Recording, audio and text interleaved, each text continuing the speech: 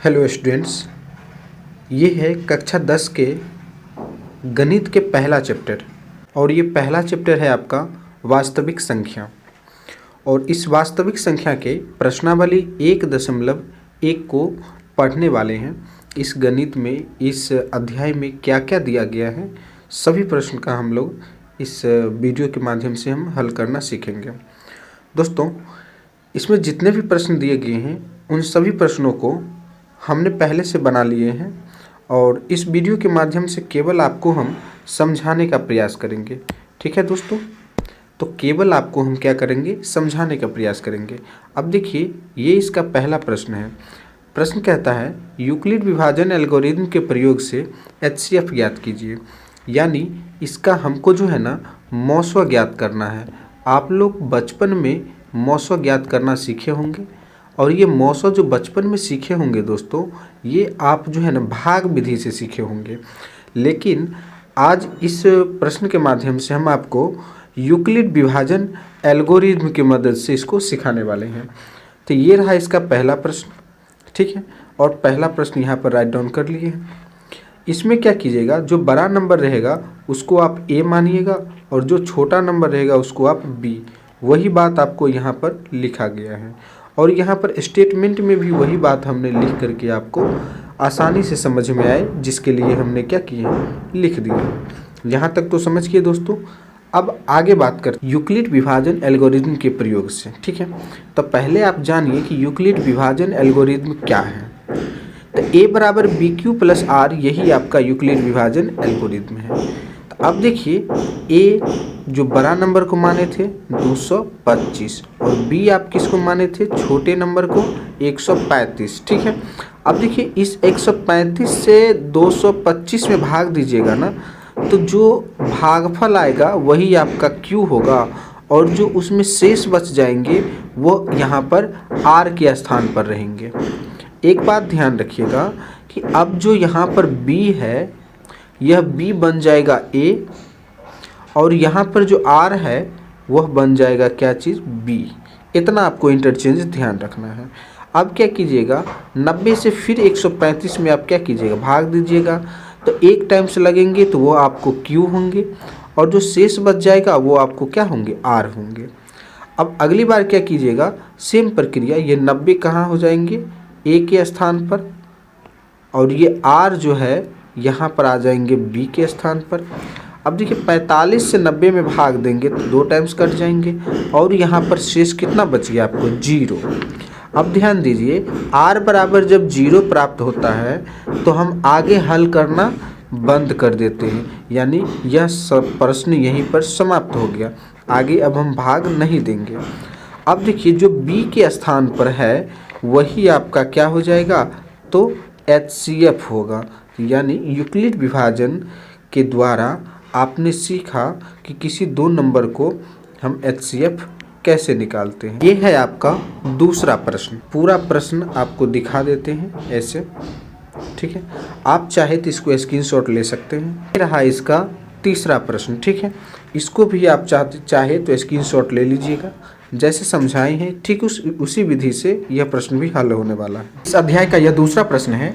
प्रश्न संख्या 2 कह रहा है कि दर्शाइए किसी धनात्मक विषम पूर्णांक 6Q + 1, 6Q + 3 और 6Q + 5 के रूप का होता है, जहाँ Q एक पूर्णांक है। दोस्तों, इसको बनाने से पहले आपको ध्यान रखना क्या है, सबसे पहले हम लिखे हैं यहाँ पर क्या चीज़, कि हमें दर्शाना है, यानी हमें दिखाना है A = 6Q + 1, 6Q + 3 और 6Q + 5, यही हमको दिखाना है। ये जो है आपका 6, ये B के स्थान पर है। यूक्लिड विभाजन में जानते हैं A = क्या होता है, BQ और प्लस में क्या होता है, R। तो इसके स्थान पर B है, तो यहाँ पर क्या लिखे हैं, माना A कोई धनात्मक विषम पूर्णांक है जहाँ B = कितना दिया गया है, 6 दिया गया है। ठीक है, यहाँ तक आप समझ लिए। अब कह रहा है क्या, अगर हम 6 से A को भाग देंगे तो हमें शेषफल 0, 1, 2, 3, 4 और 5 आएंगे। कैसे आएंगे, अब मान लीजिए यहाँ पर 6 है, 6 से कोई संख्या A है, अगर इसमें हम भाग देते हैं तो इससे जो है ना हमेशा कम ही आएंगे, क्योंकि 6 के बराबर आएंगे तो 1 टाइम्स और लग जाएंगे। इसके लिए आप क्या कीजिएगा कि 6 से कम, तो यानी 6 से कम 5, 4, 3, 2, 1 और 0, इतना तक हमें क्या आ सकते हैं, शेषफल आ सकते हैं। इसका मतलब हम कह सकते हैं ये जो r का जो रेंज है 0 के बड़ा या 0 से बड़ा और b यानी 6 से छोटा होगा। यहाँ तक तो आप समझ गए। अब देखिए a एक विषम संख्या है, यही हमें प्रश्न में पहले कहा हुआ है, और शेषफल भी इसका क्या प्राप्त होगा, तो विषम संख्या ही प्राप्त होंगे, यानी शेषफल 1, 3 और 5 होंगे।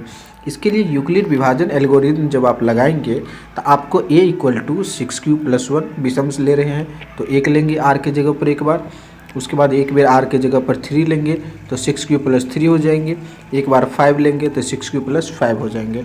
इस प्रकार से यह दूसरा प्रश्न आपको क्या हो गया, यहीं पर समाप्त हो गया। आप इसे यहाँ पर क्या लिख देंगे, प्रूव्ड लिख देंगे। ठीक है, ये प्रश्न आपको क्या हो गया यहाँ पर समाप्त। अब देखिए इसका तीसरा नंबर प्रश्न क्या कहता है, परेड में 616 सदस्य वाली एक सेना की टुकड़ी को 32 सदस्य वाली आर्मी बैंड के पीछे मार्च करना है। ठीक है, दोनों समूह को समान संख्या वाले स्तंभ में मार्च करना है। उन स्तंभ की अधिकतम संख्या क्या है जिसमें वे मार्च कर सकते हैं। आप एक बात पर नोटिस कीजिएगा, अधिकतम संख्या, अधिकतम का मतलब हो गया कि आपको कह रहा है HCF को निकालना। ठीक है, यानी फाइनली आपको 6 से 16 और 32 का HCF निकालना है, जो यहाँ पर लिखा गया है। ठीक है, और यहाँ पर आप क्या कीजिएगा कि यूक्लिड लेमा लगाइएगा, यूक्लिड विभाजन प्रमेय लगाइएगा। चलिए अब यूक्लिड विभाजन प्रमेय लगाते हैं। देखिए यहाँ पर दोस्तों बड़े वाले नंबर को a सपोज किया गया जैसे पिछले वाले प्रश्न में किए थे, और यहाँ पर भी छोटे वाले नंबर को b सपोज किया है। वही बात हमने यहाँ पर लिख दी है, आप इसे स्क्रीनशॉट भी ले सकते हैं। तो यूक्लिड विभाजन एल्गोरिथम यही कहा होता है। तो इस पर क्या करेंगे, हम फिट कर दिए यहाँ पर। अब देखिए 32 से इसमें भाग देंगे तो 19 टाइम्स लगेंगे और 8 हमारा शेष बच जाएगा। अगली बार क्या करेंगे, इस 32 को एक स्थान पर रखेंगे जैसे यहाँ पर रखे हैं, और फिर जो शेष बचा है इसको यहाँ पर लाएंगे b के स्थान पर। अब इससे इसमें भाग देंगे, 4 टाइम्स लग जाएंगे, 8 चौका 32 और शेषफल क्या हो जाएगा हमारा 0 हो जाएगा। और जब शेषफल 0 हो जाता है तो यह जो प्रक्रिया हम लोग चला रहे हैं इस प्रक्रिया को यहीं पर बंद कर देते हैं। तो b के स्थान पर जो होगा वही आपका क्या हो जाएगा, HCF होगा। ठीक है, तो इसका HCF 8 निकल गया। फाइनली इसका HCF कितना निकल गया दोस्तों, 8 निकला है। यानी अब आप कह सकते हैं उस आर्मी बैंड को मार्च करने के लिए अधिकतम स्तंभ की संख्या कितनी होनी चाहिए, तो 8 होनी चाहिए। यहाँ से आप 3 नंबर प्रश्न भी आप फाइनली क्लियर कर चुके हैं दोस्तों। अब देखिए चलते हैं 4 नंबर प्रश्न की ओर। ठीक है, 4 नंबर प्रश्न आपका कहता है यूक्लिड विभाजन प्रमेय का प्रयोग करके, ये है यूक्लिड विभाजन प्रमेय का प्रयोग करके किसी धनात्मक पूर्णांक का वर्ग, ध्यान दीजिएगा वर्ग की बात कर रहे हैं, किसी पूर्णांक m के लिए 3m और 3m जोड़ 1 के रूप का होता है, हमें दिखाना है। सबसे पहले वही पॉइंट लिख लिए जो हमें प्रूव करना है। a², यहाँ पर आप a² होगा क्योंकि वर्ग की बात कर रहे हैं। ठीक है, a² = 3m और 3m + 1 होना। ये तो आपका हो गया यूक्लिड विभाजन लेमा। अब आप मान लीजिएगा a कोई धनात्मक पूर्णांक है और जहाँ पर b = 3 है। अब 3 से देखिए a में हम भाग लगाएंगे तो इससे छोटा ही मिलेगा, जैसे 0, 1 और 2 इतना ही मिलेंगे, और इसका रेंज होगा 0 से 3 से छोटा, 0 से बड़ा और 3 से छोटा, वही बात यहाँ लिखा हुआ है। तब क्या कीजिएगा, a = 3q + r, कुछ पूर्णांक q जो है ना ग्रेटर देन इक्वल टू किसका है, 0 का, यानी 0 से बड़ा होगा, है ना, या उसके बराबर होगा। चलिए अब आगे बात करते हैं। कह रहा है कि a = 3q, है ना, a = क्या हो जाएगा 3q होगा, और 3q + 1 और 3q + 2 होगा। ये तो वैल्यू रखने के बाद एक बार r का वैल्यू 0 रखा गया, एक और एक बार 2 रखा गया है। ठीक है, उसके अनुसार से हम पाते हैं। अब इसको थोड़ा स्क्रॉल करके ऊपर ले जाते हैं दोस्तों। अब देखिए यहाँ पर क्या करता है, ये a² है, आप कंफ्यूज नहीं होंगे, लिखने में टाइपिंग मिस्टेक है यहाँ पर। चलिए इसका स्क्वायर करेंगे, फिर इसका स्क्वायर करेंगे 3q + 1 का, फिर 3q + 2 का, इसका स्क्वायर करेंगे। ये सारा पॉइंट क्या है, स्क्वायर है। ये नीचे में जो 2 लिखा हुआ है वो नीचे वाला नहीं है, ऊपर वाला स्क्वायर है। अब इसका स्क्वायर कीजिएगा तो कितना आ जाएंगे, 9q², और इसका कीजिएगा तो 9q² + 6q + 1 आएंगे, और इसका आ जाएंगे 9q² + 12q + 6 आ जाएंगे। अब देखिए दोस्तों ये सारा का सारा पॉइंट a² में है, आप इतना ध्यान रखेंगे a² में। ठीक है, इस प्रकार से सारा वैल्यू यहाँ पर आ गया। और ये जो 4 है ना, इसको तोड़ करके लिख दिया गया है 3q और 3+1 में। अब ये जो है दोस्तों अंदर में 3 कॉमन ले लिया गया है, तो ये अंदर में बचा है और ये भी अंदर में बचा है। अब जो ये अंदर में बचा है इसी को m सपोज कर लिए है, जो कि 3m में दिखाना है ना, इसीलिए इसको क्या सपोज कर लिए है, m। तो इस प्रकार से यहाँ पर 3m जोड़ 1 और 3m जोड़ 2 आएगा यहाँ पर, ठीक है। चूँकि हमको इतना ही तक दिखाने के लिए बोल रहा है 3m और 3m जोड़ 1 के रूप में, तो इस प्रकार से यह भी आपको क्या हो जाएगा, प्रूव्ड हो जाएगा, ठीक है। आप चाहे तो इसका स्क्रीनशॉट भी ले सकते हैं। इस अध्याय का यह लास्ट प्रश्न है, कह रहा है दर्शाइए किसी धनात्मक पूर्णांक का घन, ये घन की बात कर रहा है, 9m जोड़ 1 9m जोड़ 8 के रूप का होता है, यह प्रश्न है। तो यहाँ पर भी आप क्या कीजिएगा, पहले मानिए कि कोई धनात्मक पूर्णांक क्या है, a है, और लगाना क्या है, हमको यूक्लिड विभाजन प्रमेय लगाना है। लगा दिए, यही है आपका यूक्लिड विभाजन प्रमेय।